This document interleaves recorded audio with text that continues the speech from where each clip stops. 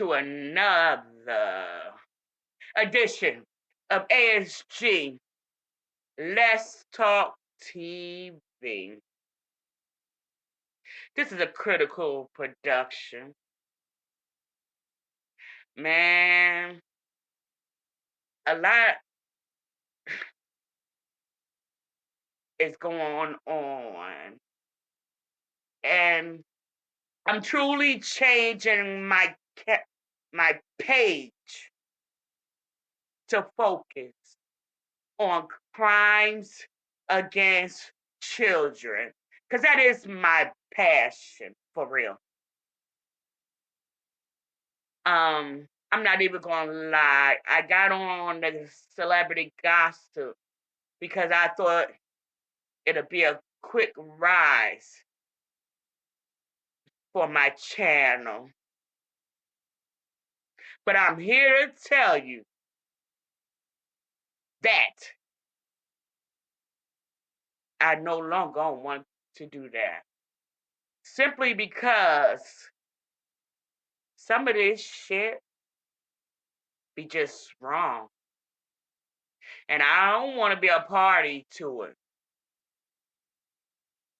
you know.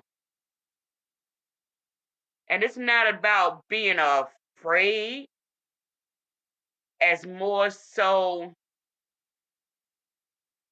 it's about my conscience and my need to do what's right. And doing what's right is not destroying nobody. Just destroying nobody just because I think I can. You understand? I It's been so much going on. I don't believe I don't believe half of this shit, you know. And with my past that has happened to me, I find that my opinion is not an objective one. So with that being said, I truly want to do the right things for the right reason. You know, some people may not understand where I'm coming from, but what's right is right.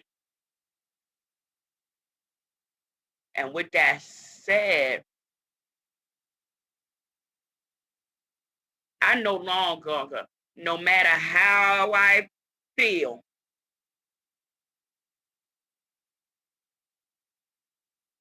I'm gonna stop reporting on stuff until I know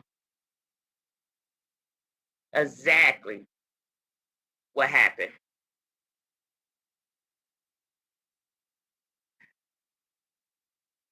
And why I came to that conclusion is because after doing a lot of research on R. Kelly, I come to the conclusion that I was wrong for even believing that he did that shit. I'm not calling the victims a liar. I'm saying I don't believe them. I don't believe a lot of that. And I refuse to ruin, to be a part of ruin somebody's career until I know all facts. And be as though I'm a survivor of childhood sex offense. abuse. I can't be objective because I find that I run on my emotions. And that's not fair to no one because I wouldn't want that done to me. And I want my channel to be a respected channel. I'm not calling no names, but I don't want to have to be like some people that push the narrative and then have to come back and redo it looking like a damn fool. You know. So I decided to sit on the back burner to some of these sex allegations that are going on against some of these celebrities. That's only fair. You know, some people have said that this is a time for certain individuals, friends, to fall back, to get from up under this.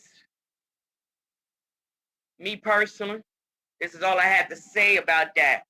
If the shoe was on the other foot and I had to wear it, I wouldn't want my friends to leave me. I would want my true friends to surround me. And this is when you find out who your friends are and who are not your friends. Simple as that. That's all I have to say on that.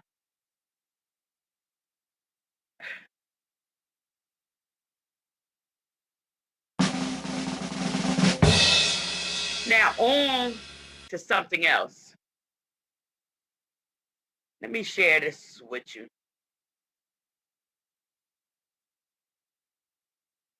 I'm going to show you why I could care less about a St. Valentine's Day. Valentine's Day. I care less about this. Look at it like this. Why in the hell? When I was a child, I didn't know no better. But why would I want to celebrate this? February 14th, 1929, the St. Valentine's Day Massacre was the 1929 murder of 7 members and associates of Chicago North Side Gang that associated on St. Valentine's Day. The men were gathered at Lincoln Park Garage on the morning of that feast day, February 14th. I'm not celebrating that shit. At one time, when I didn't know no better, yeah, I celebrated that shit. I'm not about to do that now. That's crazy. Nah. What I have decided to do, since this is Black History Month, I have decided to start running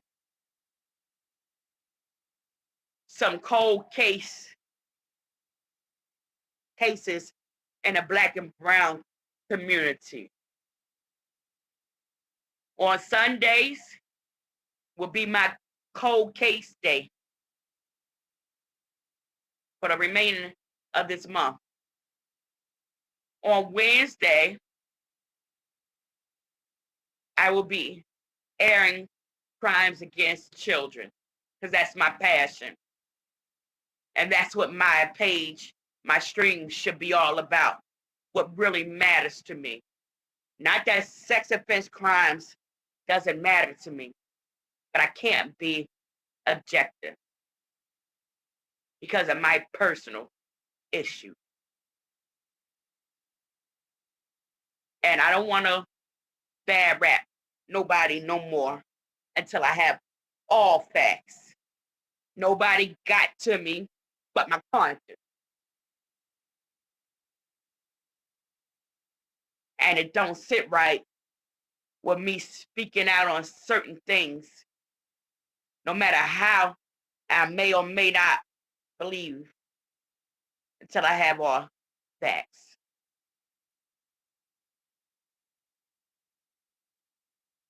Because I did some research in the R. Kelly case, and it's not sitting right with me.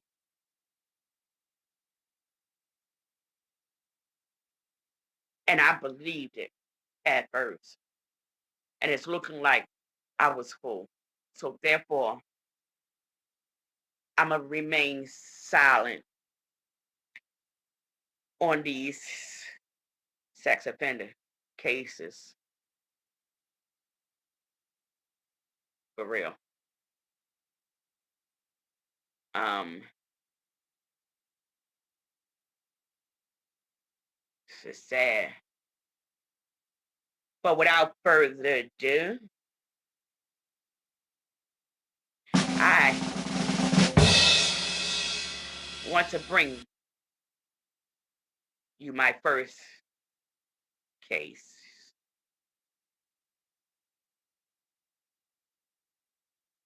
On May, and this is out of Rochester, New York. I'm doing Rochester and Baltimore today. Unsolved homicide on May 28th, 2019 at 11:30 p.m. Ricky DeSantis was shot and killed outside his vehicle at 100 Wellington Street. The investigation into the homicide remains open.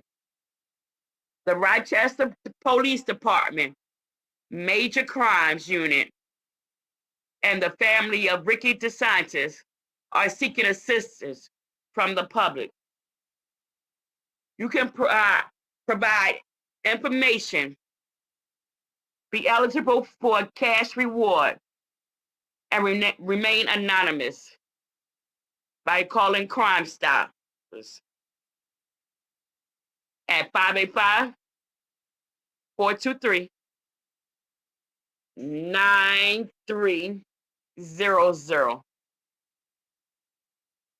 or by using the P-3 app available for both Apple and Android phones or your home computer at www.rockcrimestoppers.com. And I know people gonna be like, I ain't no snitch, I ain't no rat. But remember, everybody get a chance. A chance. And everybody's family has a right to closure. For real. And with that said, on to my second case.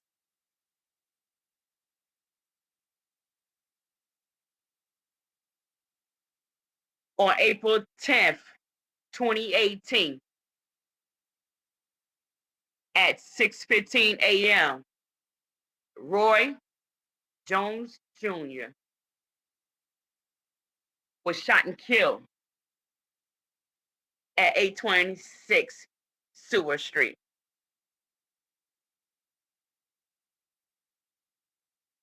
I'm not going to continue to read the whole flyer because it basically says the same.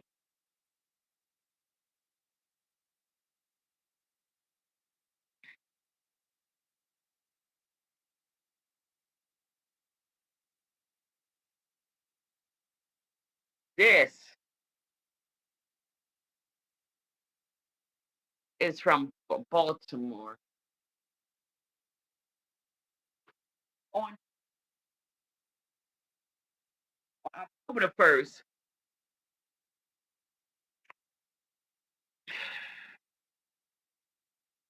give me a second because some of these I'm having a hard time reading because I don't have my glasses. So I have to pull it up another way. But it's really sad. I want to read this. It's really sad. This comes from Baltimore County. I may go back and forth because they're not really in chronological order. Roy called Levette Harris, 1994. This is a cold case. Homicide victim. On October the 1st, 1994, at approximately 11:04 p.m., Baltimore County Police were dispatched to the unit block of Heatherton Court, 21244, and Precinct 2 Woodlawn, in reference to a burglary in progress. The female resident had called police and reported unknown subjects were breaking into her house. Upon a police arrival, 23-year-old Roy Cal Levette Harris was located inside the residence, suffered from several gunshot wounds. Harris was transported to a local hospital where she was pronounced deceased. Metro Crime Stoppers of Maryland, an organization that is separate from the Baltimore County Police Department and Baltimore County government, offers rewards up to $2,000 for information. This is sad but touching. Very sad.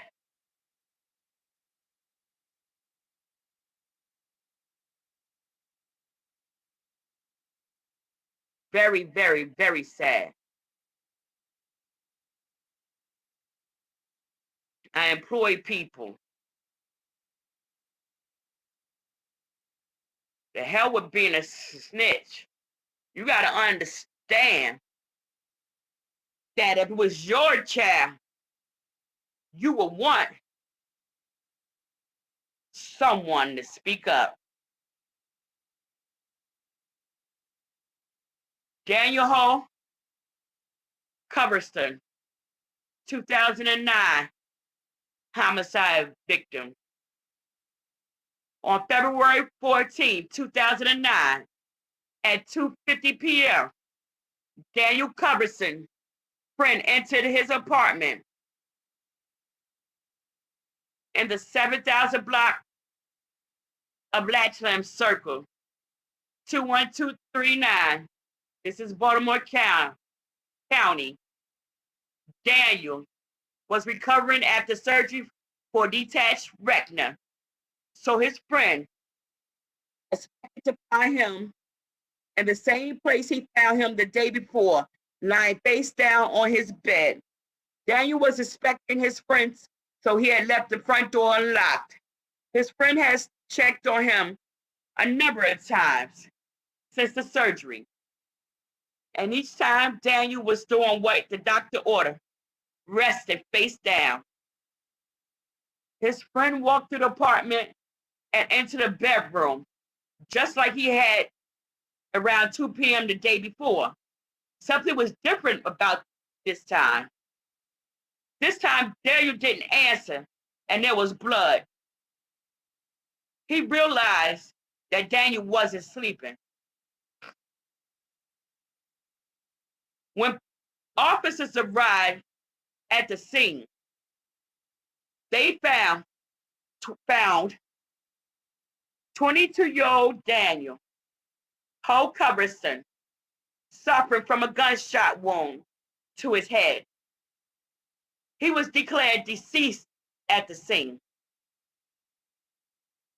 The only possible clue to the killer's identity may be in the last phone call he received, which came from a phone booth that was at the time located on Loch Raven Boulevard at Belvedere Avenue.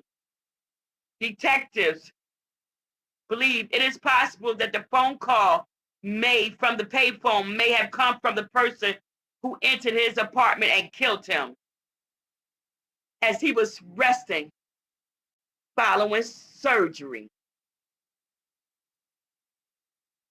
This is on so many levels sad. Our Daniel was a bright and strong spirit. He was compassionate and generous. Daniel was both academically and athletically gifted. He had an unforgettable, contagious laugh and brought joy to those around him. There is a great hole in our lives and hearts since Daniel's murder. It is our fervent hope and prayer that we can find justice for Daniels, wrote Daniel's sister. Someone has a piece of information that could help solve the crime. Someone knows who killed Daniel Culbertson. It is time to come forward and bring the family peace. Baltimore County Police homicide detectives have conducted a thorough investigation into the incident, but have not been able to develop any information that positively identifies the subject. Then it goes on to say that you could call the detective. It's sad on so many levels. Also, in addition to this, in 2016, Metro Crime Stoppers announced an increased reward of $15,000 if your tip to them leads to the arrest and prosecution of the person or persons responsible for Daniel Culbertson's murder. Man.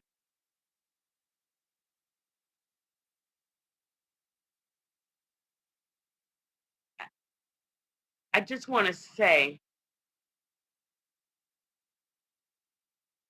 that if you know information, come on, do the right thing. Come forward. You can remain anonymous. It's only the right thing to do on so many levels. It's only the right thing to do.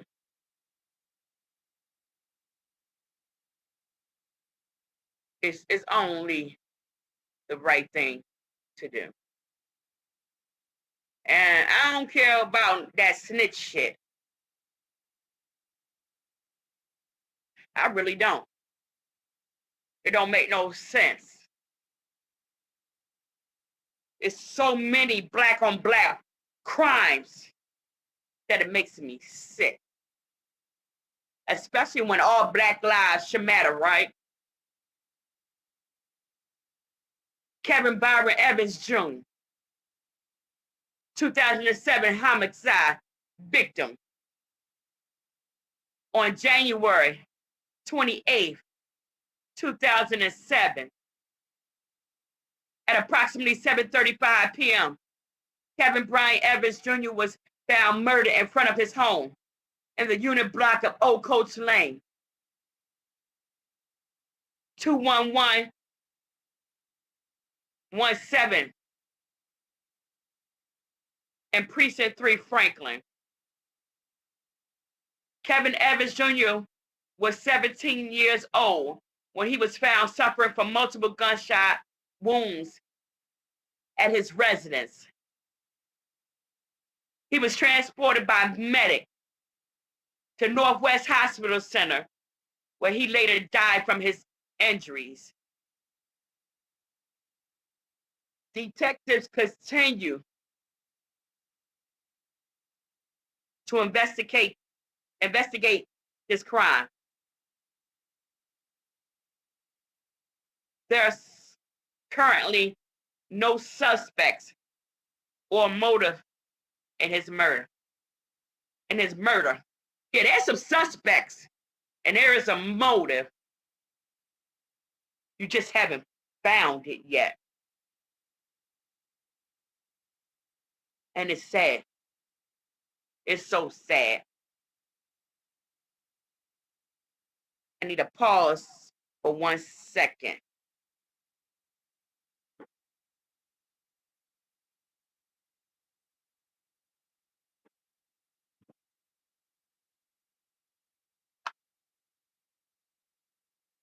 It's sad.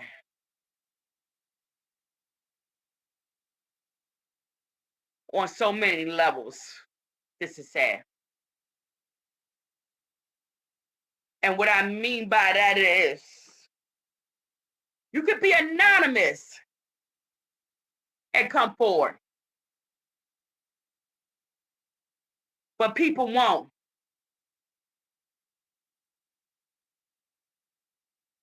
People would rather the family suffer because it is no snitch clause. But if it happens to them, oh, without a doubt, they'll be on TV begging somebody to help them. I'm for real. And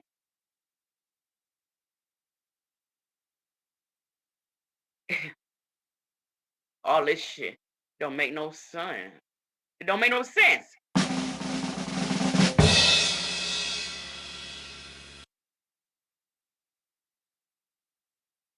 Now this one, it's a this one right here. Mm, mm, mm, mm. This cold. It's a cold case. It's a cold case. And I pray that this case be brought to justice because it's so old. Give me a sec. I have to find because I don't have my bifocals, and I need to really go get them. But what all this coronavirus? I don't want nobody all up in my face, if you understand. Baltimore County Police have created a facial recognition reconstruction of what they believe a woman may have looked like from the skeletal remains police discovered in 1996. A forensic artist created a model using the found skull. Computer-enhanced images were previously developed to assist a detective in finding the identity of the woman. Workers discovered remains on March 5th, 1966.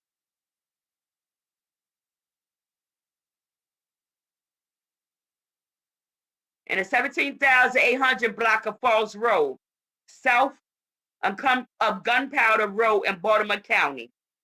Forensics experts determined that the body had been in the woods for 5 years or more. Her cause of death has been undetermined.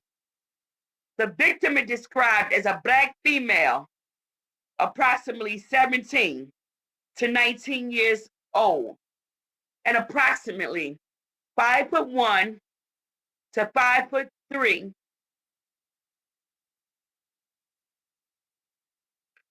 inches tall. She had a small blemish on the right side of her skull that may have been a hereditary trait or caused by surgery or an accident. When discovered, she was wearing a blouse that appeared to have originally been light in color with slightly dark fake pinstripes. The pinstripes had 4 lines per bar. The cotton blend blouse had a collar pocket, cuffs, and pearl-colored buttons. She was also wearing a leather or vinyl jacket with a zip-up front and gathered waistline. She had on flip-on, toddy brand pants with a web-tight belt and ankle zippers. High-top MIA brand athletic shoes with a Velcro strap across the ankle and no shoelaces, and gold hoop earrings for pierced ears, with a small gold ball mounted on the bottom of the hoop. A label found at the scene had its label made in the USA printed on it. Another label believed to be from the deceased blouse or jacket had size 910 printed on it. Mm-mm-mm.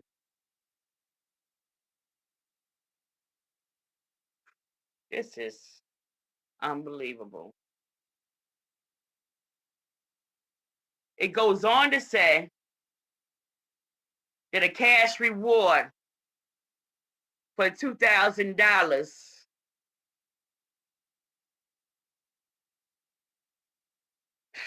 Man,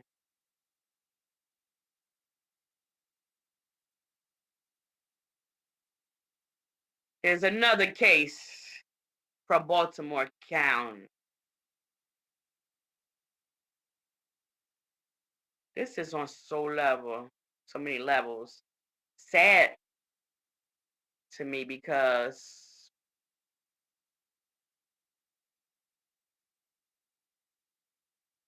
I I believe these family members need closure. They really do need closure. Um, and I can imagine if it was my child, I would be going nuts, literally nuts, not knowing what happened to my baby. And I really can't. I be honest, I can't read this one because I can't find a backup photo, but I'm pretty sure you can see it.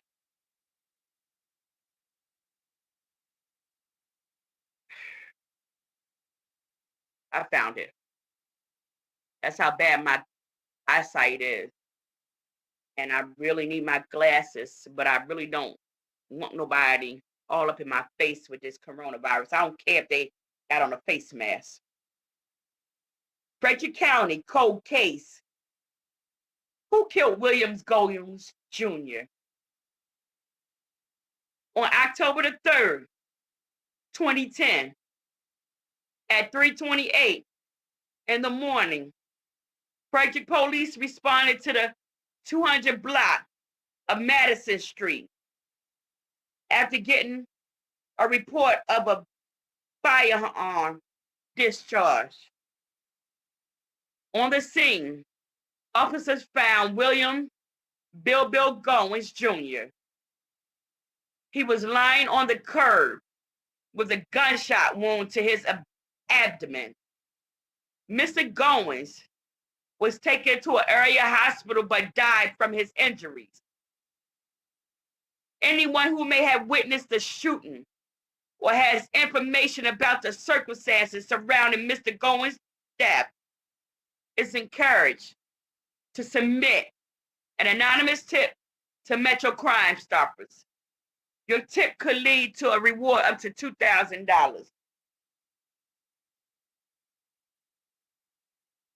I'm going to say this again. If this was your family, you would want somebody to tell it. It's as simple as that. And people might get up here and say, oh, Auntie Smell Good's advocating for snitching. I'm going to say this like I tell everybody else. I did my days in the street. I put my work in. I don't owe the hood. I don't owe the street shit. I owe myself to do the right things for all the right reasons, even if it kills me. How about that?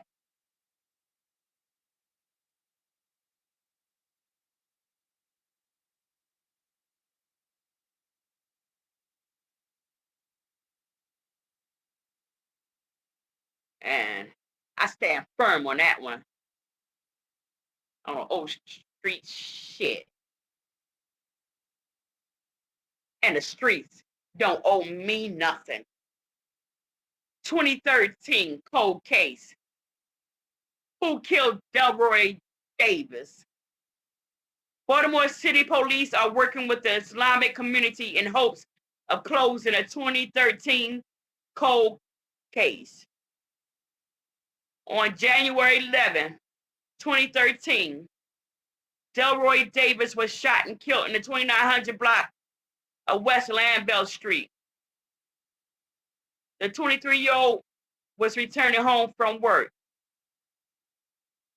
Anyone with information that leads to arrest or charges in this case can contact Metro Crime Stoppers. Submit an anonymous tip. Your tip could lead to a cash reward up to $4,000. And I need to say this. If some of y'all don't have a conscience that know who committed these crimes, do it for the money.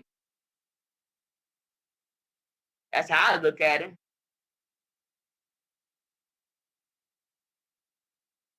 You know, I know somebody know. Do it for the money. Help these family members find closure. No, it won't take the pain away of their loved ones, but it'll help mend that broken heart.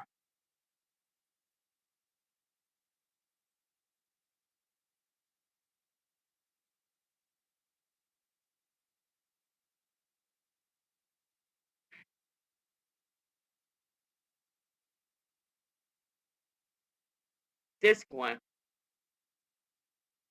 is from Rochester, New York. Portland Avenue, Dickinson Street.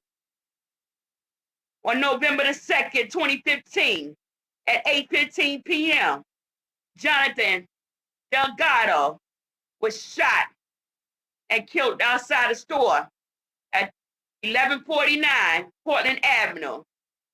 The investigation into this homicide remains open.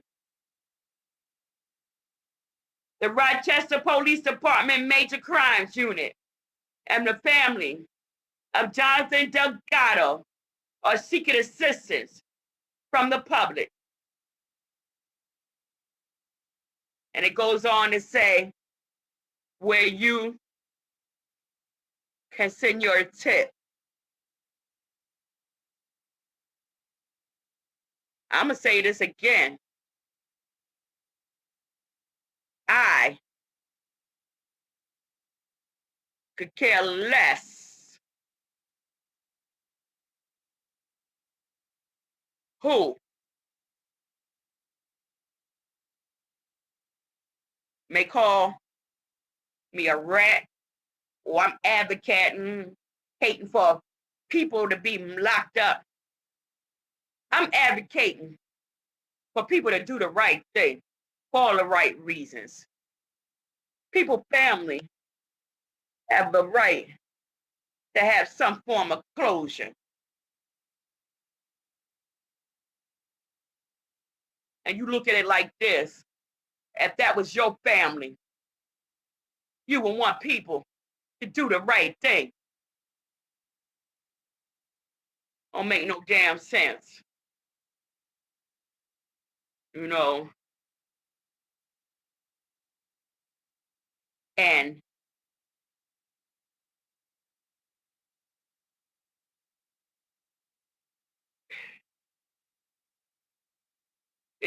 it's painful.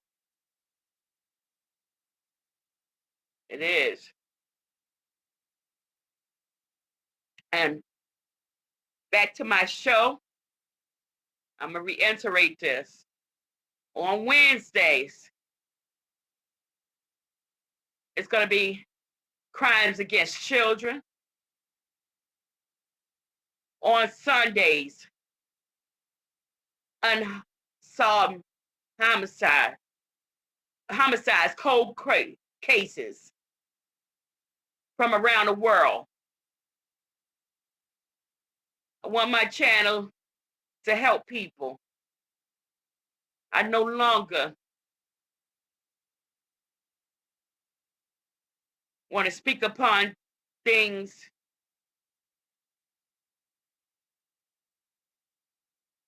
that I don't have all the evidence to. I don't want to be a part of certain things anymore. Not that I don't believe it. It's just that I can't make an objective decision on sex crimes because of my past. And that's only fair to the accusers. I mean, to the people that are being accused. And nobody got to me. I'm going to say this again. It was watching a certain individual run with the narrative on R. Kelly only to have to come back and recant things that was put out about him. I don't want to be like that. And when it comes to crimes, sex crimes, that's dear to my heart, and it's very painful for me. And I speak out on my emotions. And I gotta admit, I don't always have all facts.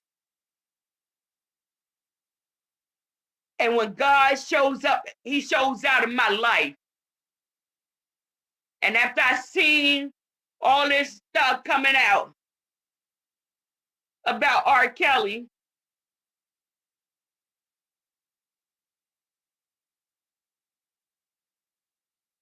and I believed a lot of it,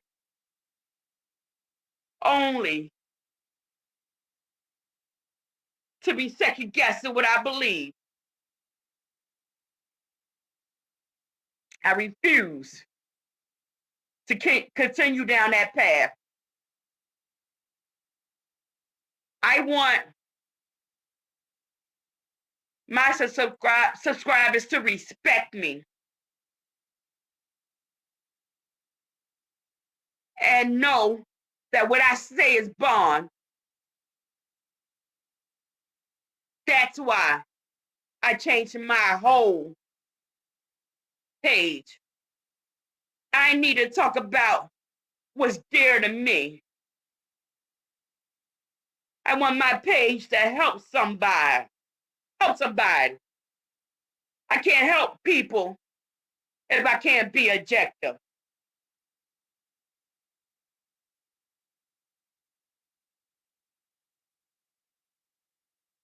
So with that said,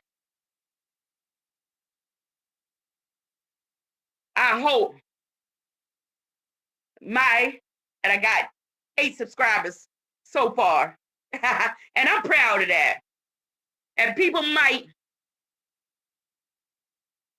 laugh because it's only 8, but it's 8 that I didn't have. How about that? And I know that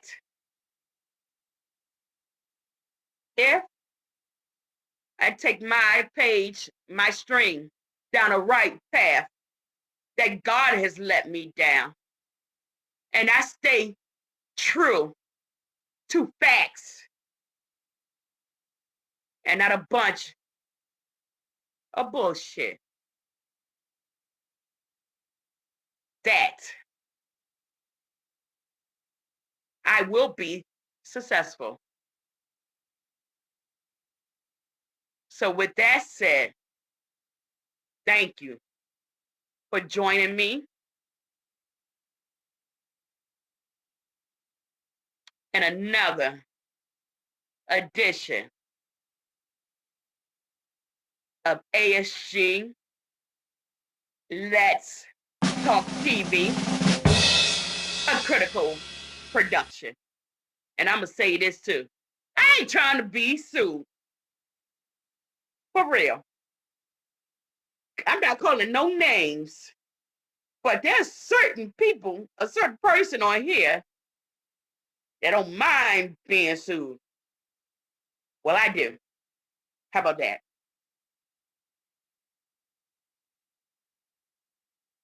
And I'm out.